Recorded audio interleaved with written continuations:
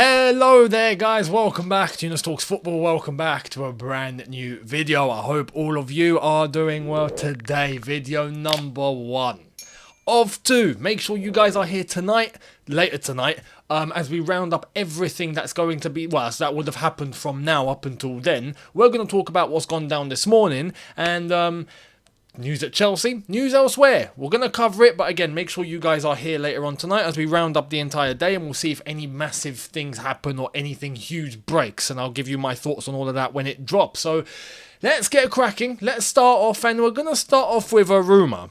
I have to clarify the situation. When I know that it's concrete, and I reckon it's concrete, I will tell you. When I think it's just a rumour and there's not much substance, but it's still valuable to talk about, then I will tell you. And this is one of those occasions. I'm going to show you now, before we get analysing and I tell you my thoughts on this all. Here's the latest on a possibility of Harry Kane to Chelsea. Here it is. This is from Indicala. Exclusive. Chelsea have asked Spurs for permission to start talks with Harry Kane. Chelsea are ready to pay the asking price. Tottenham's last resort would be selling to Premier League rivals. This source is not great. Just to clarify, before anyone looks at that and go, oh my god, it's happening. No, we're going to need more than this, right, for us to really believe that something could happen. But, when something of this magnitude is being spoken about, you never know who's going to get the first scoop. And this is why I'm mentioning it, and I'm going to give you my thoughts on this potentially happening. I'm not so sure if Chelsea are ready to pay the asking price. Let's be honest. What's Tottenham's asking price for Harry Kane? 120 million. You know, look, we have to also take into context that he is going to be in his last year of contract, if I'm not mistaken. So if that is the case, then Tottenham got to not be stupid and lower the asking price, yeah? Lower the asking price. If not, we would have let Mason Mount go for 80. We couldn't. It's his last year of his contract. Makes sense. You know, Mbappe going to Real Madrid isn't going to cost 300 million like it could if he was on a 2 or 3 year deal left. It's not going to happen. He's going to go for 200. I'm making that sound like it's 20 quid. But Harry Kane to Chelsea, Tottenham would not let him go to Chelsea unless if they were the only resort. Because just like I've mentioned for Mbappe, Real Madrid, PSG, like I've mentioned for Mason Mount, PSG are not stupid to let him go on a free. Chelsea are not stupid to let Mount go on a free. Harry Kane and Tottenham would not be stupid to let Harry Kane go on a free. Then again, I've said this before, if there's one club that could make that stupid decision, it would be Tottenham under Daniel Levy. It would. It just would. He would be that guy. He just would. It wouldn't be surprising to me, but I'd like to think he's not that stupid. He's not, surely. No one is at that level of football. So, if Chelsea are the only team, and right now we've not heard any links. No one's been linked with Harry Kane. We heard whispers about Manchester United, but there's been nothing. There's been nothing. And I do reckon, my own opinion, this is my own opinion, I reckon later on in the window, when Tottenham don't have much time to think and act, Man United will come for Harry Kane. That's my honest prediction, my opinion, and I don't think Chelsea will. But if Chelsea have actually asked Spurs for permission, this is where I don't think we'd probably get a goalkeeper then, and if we are ready to pay the asking price for Harry Kane, I would absolutely do it. Me personally, if I was if I had some sort of capacity at Chelsea, I would absolutely try and go and get Harry Kane. Can you imagine Harry Kane under Poch at Chelsea? Come on. It would be beautiful. Can you imagine Harry Kane in a Chelsea shirt? That would be the most, I don't want to say toxic. It's not toxic. It would be I don't know what the word is. You know when you see like an Arsenal player come to Chelsea, like Ashley Cole, that was huge, wasn't it? Or you see a Chelsea player go off like Mason Mount's going to be playing Man United top. You know, it's when you get rivals. But can you imagine Harry Kane? He's regarded as a Tottenham legend, right? In a Chelsea shirt. Under Poch. Oh man, it's tasty. It's tasty. That makes my mouth water. I'm ready to have a big lunch. You know, so if it's a possibility, Chelsea should entertain this. They should. But let's see how much it would be, and let's see if it does happen down the line. Again, this source and where this has come from, not reliable. But I can't take it from anybody. You never know who gets the first scoop. So let's wait and see what happens. Let me know your thoughts on all of that below. Now, let's move on. We got news on Azpilicueta, which basically confirms what we saw yesterday in relation to him going to Atletico Madrid. Here's Fabrizio. Chelsea have confirmed to Azpilicueta and his camp that he's going to be allowed to leave for free. His contract will be terminated. Mutual respect between Azpi and the club. Atletico will unveil Azpi as new signing very soon. It's done, sealed. Here we go. Azpilicueta on his way back home. Back to Spain, him and his family back to Spain, and he's going to be at Atletico. So when all of that is official, we will be giving a considerable time on a video to Azpilicueta and his accomplishments and what he's done at Chelsea Football Club, because it's deserved. So we'll wait and see how long that's going to take. I predict not very long. Maybe tomorrow, the day after, we'll probably get all of that happening. So let's wait and let's wait for that to kick off. So let's move to what Chelsea have done today. We've signed 2 new players. We've confirmed 2 new lads. I was shocked. I got the notifications on the app, and I was like, what? We've signed someone? Who? And then I look, I'm like, oh. And then I get another one, I'm like, we've signed someone? Who is it? Oh, okay. Chelsea are building a team for 2031 at this rate, yeah? Here it is. Here, we're going to get into it. Here's one of the 2. Official and confirmed, Chelsea sign under-18 talent Alex Matos from Norwich. Deal completed. Matos joins the club as a free agent. It's done and sealed. We've also signed Diego Moreira. Has completed the move to Chelsea from Benfica. So there he is, Moreira. I've said his name wrong. Moreira from Benfica. Again, under 21. And if I'm not mistaken, he also moves on a free. So we've signed these 2 young lads on frees. And Moreira's agent is George Mendes, just to let you know. It's Gesti Foot, which is the company, the agency of George Mendes. So he's run under that. These 2 lads, look, I'm going to be honest. Alex Matos, I know absolutely nothing about. Young talent from Norwich, welcome to Chelsea, mate. I hope you smash it. I really do. Yeah. Under 18. Look, we're signing a lot of young lads. And Moreira, I know... Not like I don't know of him, but I've heard his name here and there. I've heard whispers, because he made a couple of appearances for Benfica. That's as far as I know about Moreira. Portugal under 21 international. I don't think has made senior appearance yet. But yeah, these young lads that we're plucking from everywhere, I think is Chelsea's strategy to make sure we don't have to go out and buy in 3 or 4 seasons' time. Because all these young lads would have increased in age, they would have had loan spells, we would have identified who's on an upward trajectory, who's looking like they're going to turn into stars, and then we bring them into the Chelsea team and try and work them from there. I think we're trying to build I don't want to say build a team for the future, but we're trying to mould superstars, players that will turn into superstars and then will be incorporated into the Chelsea team. That way we don't need to buy later.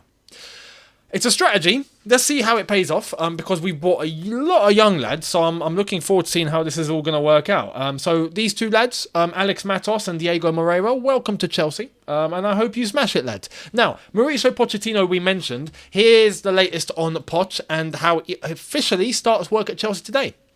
Mauricio Pochettino officially starts at Chelsea, as Chelsea FC manager today. Poch will arrive at Cobham on Monday before taking his first training session of the 23-24 season on Tuesday.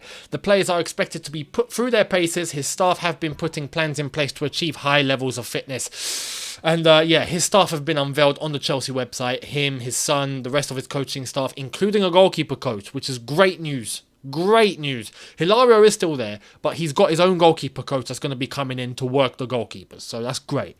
Pochettino is now the official Chelsea manager. On Monday, the squad will be coming back, or members of the squad, not all of them. And then on Tuesday, pre-season training begins. I'm looking forward to seeing how this is all going to go down. On Monday, I expect the actual unveiling of Pochettino at Chelsea, so we'll be sure to cover that. But Nicholas Jackson has spoken on Pochettino. And I like it. Here it is. Here's what Nicholas Jackson had to say. I spoke to Sadio Mane.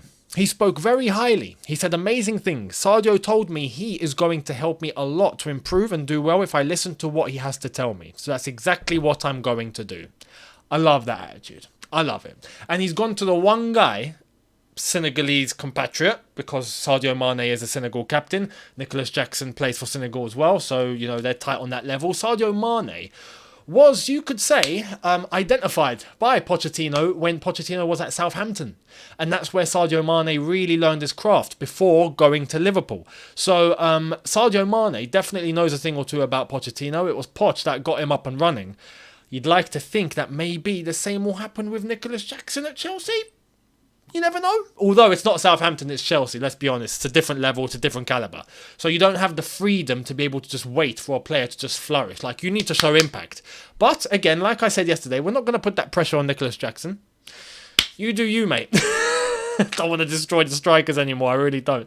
But Pochettino, yeah, very, very good impression so far from Nicholas Jackson. And, as he said, he's going to listen to what he has to tell him and do what he's told. So that is the most important thing. Put your head down, work hard. You've got tons to learn. You've got tons to develop on. And hopefully you flourish into a Chelsea success. So Nicholas Jackson has the right mentality so far. Let's hope it doesn't change. Now, we've got news from Jacob Steinberg about a potential Chelsea outgoing.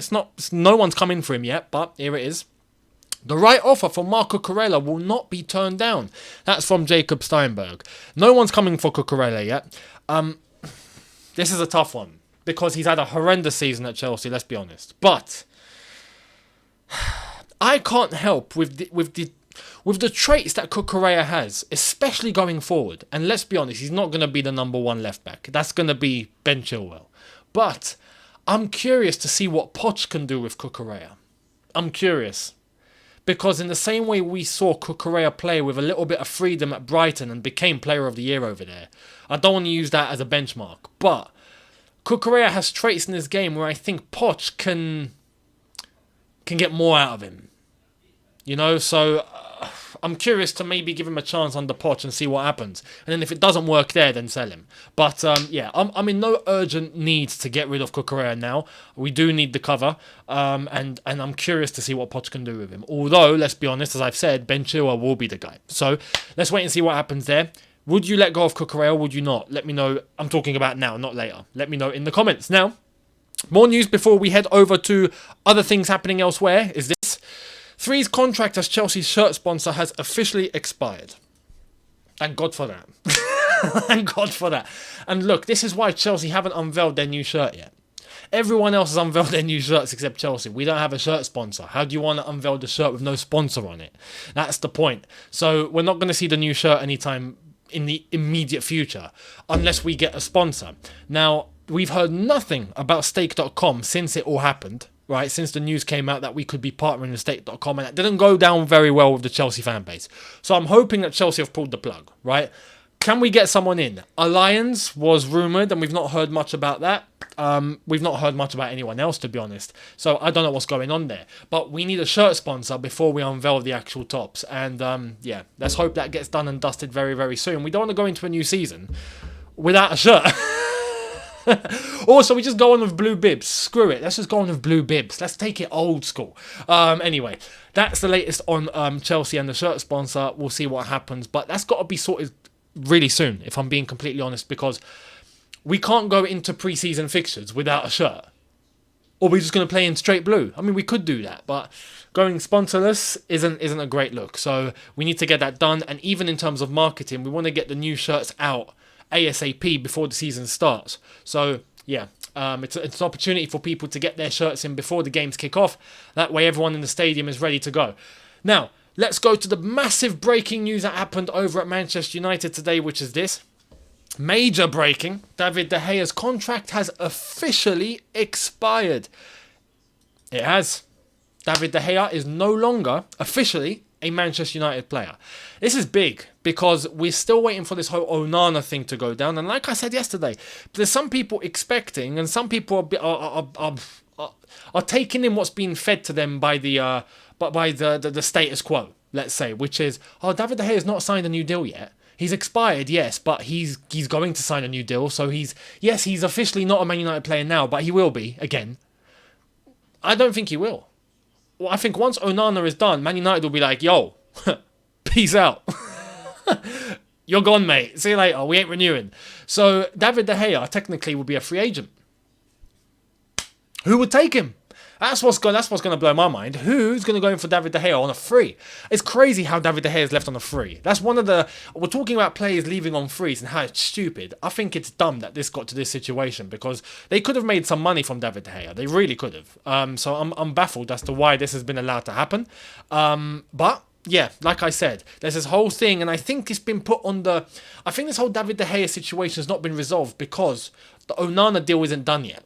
So they've got themselves a temporary backup solution. If something were to collapse with Onana, it doesn't happen. For whatever reason, they can easily just go, yeah, we're still in contract negotiations with David De Gea. Okay, look, we're going to offer you this new deal. How about you sign, mate? And then he'll stay as United player. I think it's their backup option just in case something goes wrong. But you best believe if Onana comes to Man United, David De Gea is done. So let's wait and see what happens. That's my personal opinion. Let me know if you agree or disagree in the comment section below, and we'll see what happens. Now, video number 2 will be out later on today, tonight. So make sure you guys are here for that. And like I always say, if you haven't already, make sure you subscribe to the channel if you are new. Hit the notification bell to be notified once I've uploaded. Smash like button if you did enjoy this, and I'll see you tonight. We'll see what else pops up during the rest of today, and I'll address it later on. So I'll see all of you tonight. Thank you very much for watching. Have a good one, people. See you later. Take care, and peace.